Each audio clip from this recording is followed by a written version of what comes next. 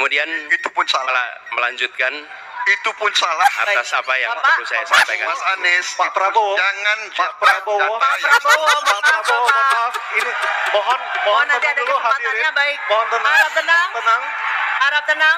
Dan Presiden menjadi panglima diplomasi, bukan sekedar hadir di forum-forum menjadi salah satu penonton, salah satu hadirin, tapi datang ke sana membawa ini agenda selatan-selatan. Apa misalnya? Kita berhadapan dengan climate crisis, yang biaya untuk menghadapi climate crisis itu tinggi sekali. Kalau ngomong ya kumaha. Jadi tidak hanya omon.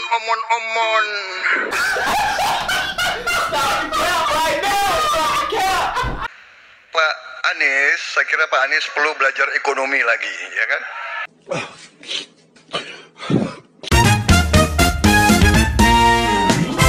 Tingkat keluarga, pencurian ikan, pencurian pasir, itu menandakan bahwa kita kebobolan. Dan lebih jauh lagi, ironisnya, Kementerian Pertahanan menjadi kementerian yang dibobol oleh hacker di 2023. Sebuah ironi, karena itu kita ingin mengembalikan. Dan 700 triliun anggaran Kementerian Pertahanan tidak bisa mempertahankan itu, justru digunakan untuk membeli alat-alat alutsista yang bekas. Come on, man. Di saat tentara kita lebih dari separuh tidak memiliki rumah dinas.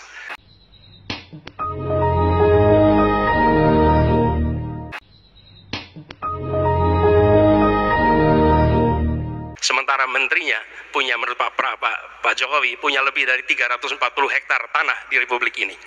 Ini harus diubah. Tambah lagi, food estate singkong yang menguntungkan kroni, merusak lingkungan, dan tidak menghasilkan. Ini harus diubah. Kami akan memulai dengan kepemimpinan yang menjunjung tinggi etika, kepemimpinan yang mengandalkan data, informasi, kapasitas yang serius. Kita ingin Republik ini berperan di level global, dijaga secara serius untuk rumah tangga, untuk nasional, sehingga kewibawaan kita adalah kewibawaan berdasarkan kekuatan. Untuk itu kita butuh perubahan. Apa kebijakan paslon untuk mendapatkan akses teknologi dan pengembangannya guna memperkuat pertahanan Indonesia? Sebelum saya menjawab pertanyaan itu, saya mengklarifikasi tadi data yang meleset. Maaf Pak Prabowo, angkanya terlalu kecil. Bukan 320 hektar, tapi 340.000 hektar. Saya klarifikasi. Yang suka nonton drakor sini kumpul. Kemudian Itu pun salah. melanjutkan Itu pun salah. atas apa yang Bapak, perlu saya sampaikan. Mas Anies, Pak Prabowo, jangan Pak Prabowo, maaf. ini mohon Nanti ada dulu kesempatannya, hadirin. baik. Mohon Harap tenang. harap tenang, Baik, kita akan lanjutkan. harap tenang Ya. hadirin. Silakan, Bapak. Baik. Ini adalah salah satu ancaman non-tradisional yang makin hari makin nyata. mulai. Silakan, Pak.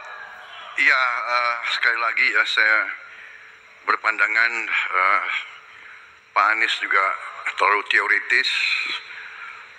Semuanya bagus, indah, tetapi yang nyata tentang masalah AI, cyber, teknologi tinggi dan sebagainya adalah sumber daya manusianya, awaknya. Pak Anies untuk menanggapi dua capres sebelumnya. Silakan Pak Anies, waktu Ya. 1 menit. Memang benar, membangun sistem itu salah satunya. Satu adalah perangkat lunak, satu adalah perangkat kerasnya. Dan itu salah satunya adalah seperti disampaikan terkait dengan sumber daya manusia. Persoalannya, kalau tadi disebut ada yang teoritis, ada yang kedua tidak dilaksanakan. Jadi selama 5 tahun ini, apa yang dikerjakan dalam mempertahankan sistem cyber kita? Mohon tenang. Justru di situ letak problemnya. Jadi ketika anggaran yang begitu besar dialokasikan justru bukan untuk mempertahankan yang hari ini menjadi serangan paling modern yang terjadi. Ini adalah ancaman yang paling nyata dan dirasakan di seluruh keluarga, bukan hanya di sektor pemerintahan. Karena itu menurut kami, langkahnya investasi jangka panjang boleh, tapi manfaatnya itu baru dirasakan bisa 5 tahun, 10 tahun yang akan datang. Pertanyaannya hari ini dan kemarin apa? Dan itulah yang menjadi fokus kita. Segera siapkan sistemnya, segera siapkan orangnya, segera siapkan langkahnya. Minta belajar dari kita, karena kita dianggap negara selatan yang cukup berhasil. Inflasi rendah, pertumbuhan masih ada, neraca perdagangan kita bagus, surplus perdagangan mungkin 5 tahun berturut-turut. Kita sekarang jadi panutan. Selanjutnya giliran calon presiden nomor 1 Bapak Anies Baswedan untuk menanggapi. Waktu Bapak 1 menit dimulai ketika berbicara. Penjelasan tadi tidak menggambarkan tentang perang di Indonesia di selatan-selatan. Itu Come on now, dog. hanya menggambarkan apa yang disampaikan Pak Prabowo tentang bagaimana kita membangun Indonesia. Dan ketika kita membangun dengan baik, tidak otomatis lalu jadi contoh. Yang harus dilakukan adalah seperti yang dilakukan ketika era Bung Karno pada waktu itu, Ali Sastroamidjojo. Apa yang dikerjakan? Merangkul semua. Membawa apa yang menjadi agenda selatan-selatan, bukan menceritakan agenda kita. Semua orang bisa baca di Google tentang apa yang kita kerjakan. Tapi kalau kita menjangkau pemimpin-pemimpin selatan-selatan, dan presiden menjadi panglima diplomasi, bukan sekedar hadir di forum-forum menjadi salah satu penonton, salah satu hadirin, tapi datang ke sana membawa ini agenda selatan-selatan. Apa misalnya? Kita berhadapan dengan climate crisis, yang biaya untuk menghadapi climate crisis itu tinggi sekali. Dan ketika kita bicara dengan selatan-selatan, yuk kita bicara dengan utara. Bagaimana membiayai climate crisis sebagai satu kesatuan. Indonesia jadi pemimpin selatan-selatan. Hadirin kita harap tenang. Kembali kami berikan kesempatan kepada Bapak Prabowo untuk menyampaikan tanggapannya atas jawaban dari 2 capres sebelumnya. Kami persilakan Pak dalam waktu 1 menit. Saya kok banyak setuju dengan Pak Ganjar ya. Ya, kalau benar masuk akal, saya setuju. Kalau ngomong ya kumaha. Ya, jadi leadership, apakah negara, apakah perorangan, tapi terutama juga negara, harus dengan contoh ingarso sung tulodo. Kita mau mimpin, kita mau bawa agenda, kita mau cerita itu cerita, omon, ya. Tak bisa.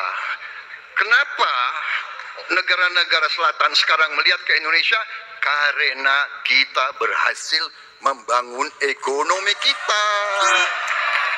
Jadi tidak hanya omon.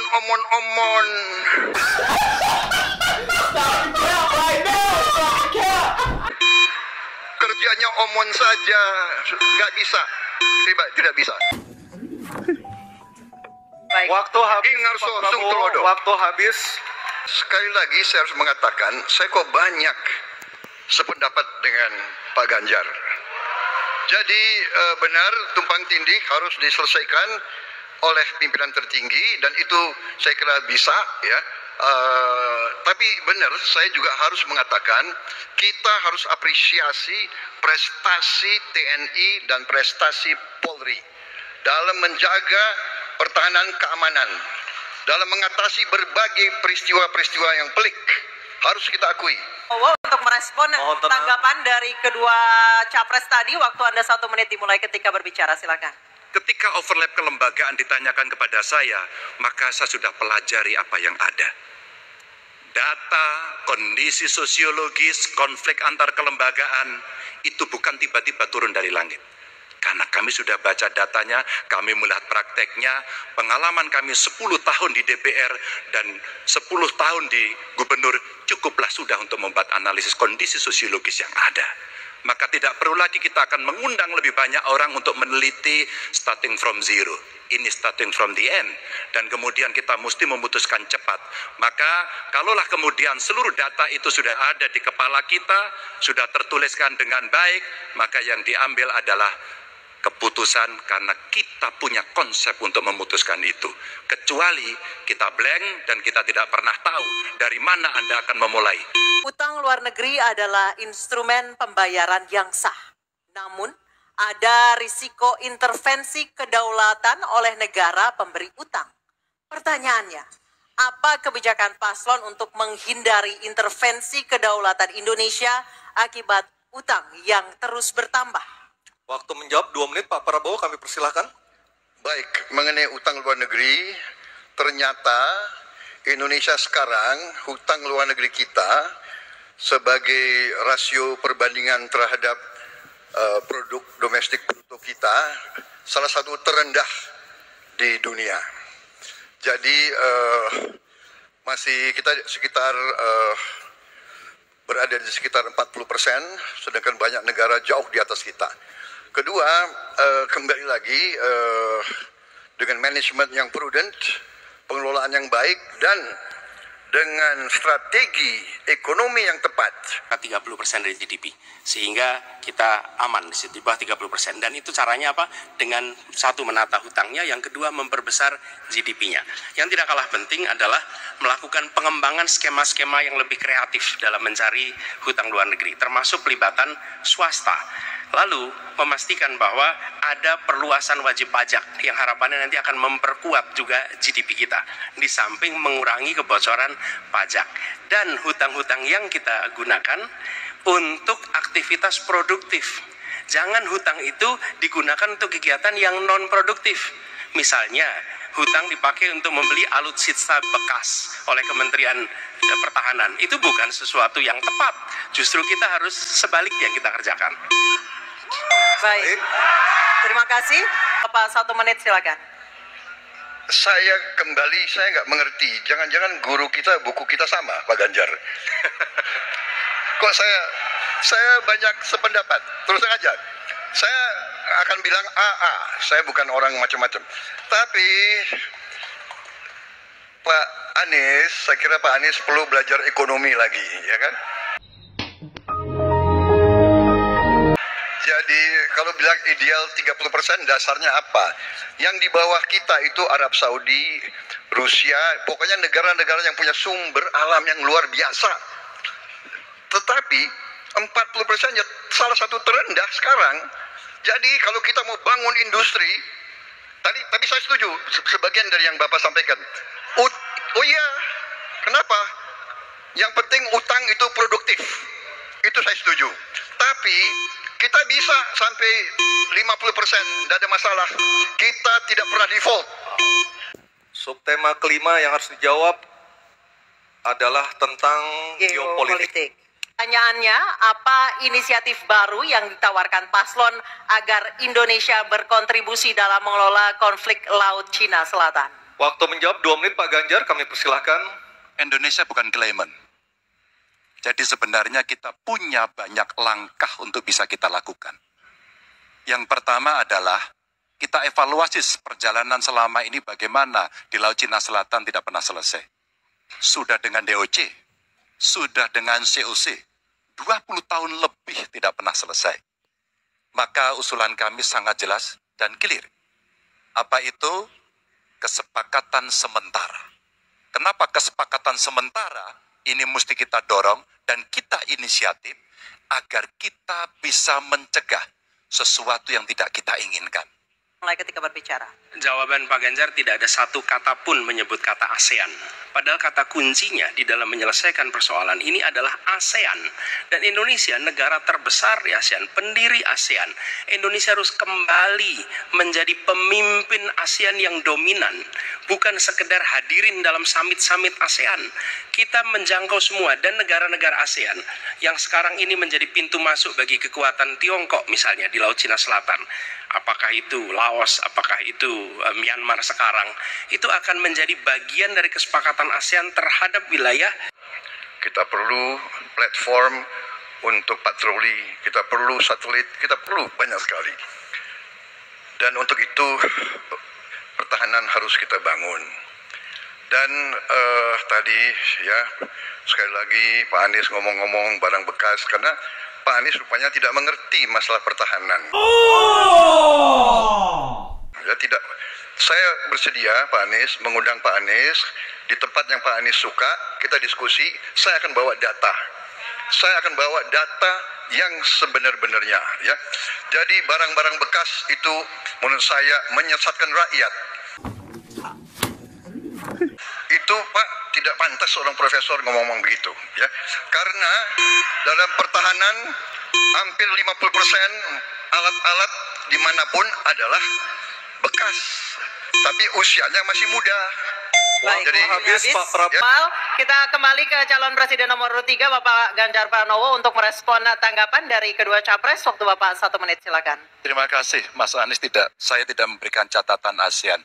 Saya tahu persis pengambilan keputusan di ASEAN itu rumitnya minta ampun. Karena harus dengan konsensus. Maka kenapa banyak persoalan tidak selesai? Disitulah ketika kemudian amanah yang diberikan kepada saya, revitalisasi ASEAN. Agar kemudian pengambilan keputusannya tidak bulat. Sehingga kalau kita berbicara Laut Cina Selatan kemudian menggerakkan ASEAN, oke, itu betul. Tapi terbayangkan DOC, COC yang sudah lamanya minta ampun 20 tahun lebih tidak pernah selesai. Maka pengambilan keputusannya, proses pengambilan keputusan di ASEAN itulah yang mesti juga kita review sehingga akan bisa lebih cepat. Yang berikutnya, saya sepakat alutsista angkatan laut yang ada di sekitar sana harus menjadi prioritas. Dan begitu saya jadi presiden, kita tunjukkan kedaulatan kita, gas yang ada di Natuna Utara harus dieksploitasi oleh kita sendiri untuk menunjukkan power kita pada Waktu dunia. sudah habis, Pak Ganjar.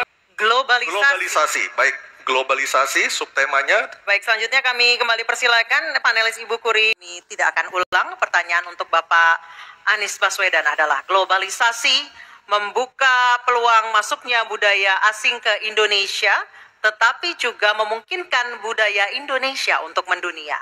Pertanyaannya, bagaimana strategi paslon mempromosikan budaya populer Nusantara untuk mendukung pertumbuhan ekonomi nasional? Waktu Bapak menjawab 2 menit, Pak Anies, kami persilahkan. Ya. Negara harus mengalokasikan sumber daya yang cukup di bidang kebudayaan, bukan dipandang sebagai biaya tapi dipandang sebagai investasi.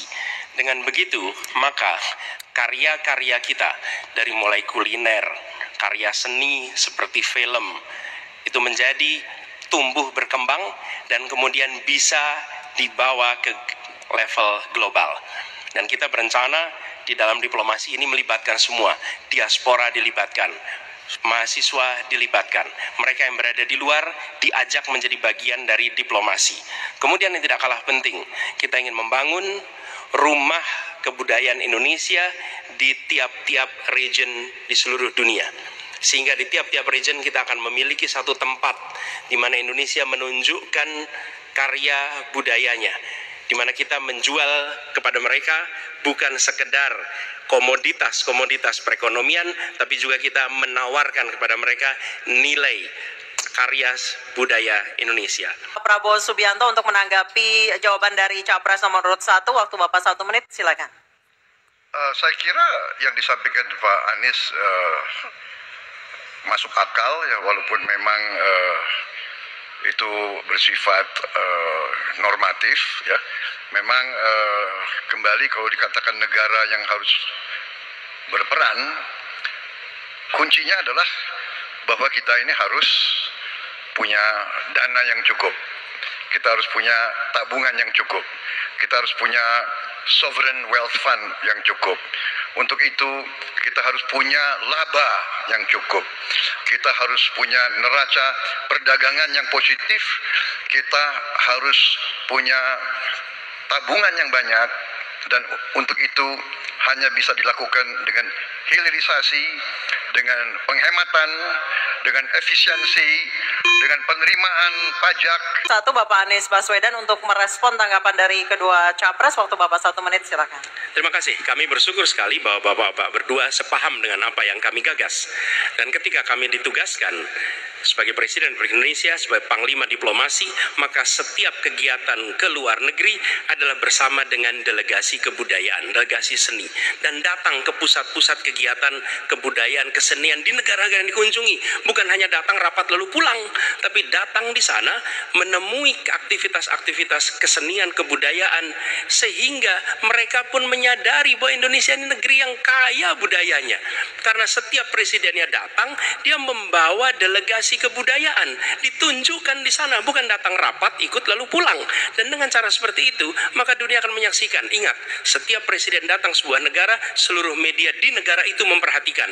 Itu kesempatan luar biasa untuk mempromosikan Indonesia, dan itu yang kami kerjakan di samping yang sudah kami lakukan, kami katakan tadi. Terima kasih.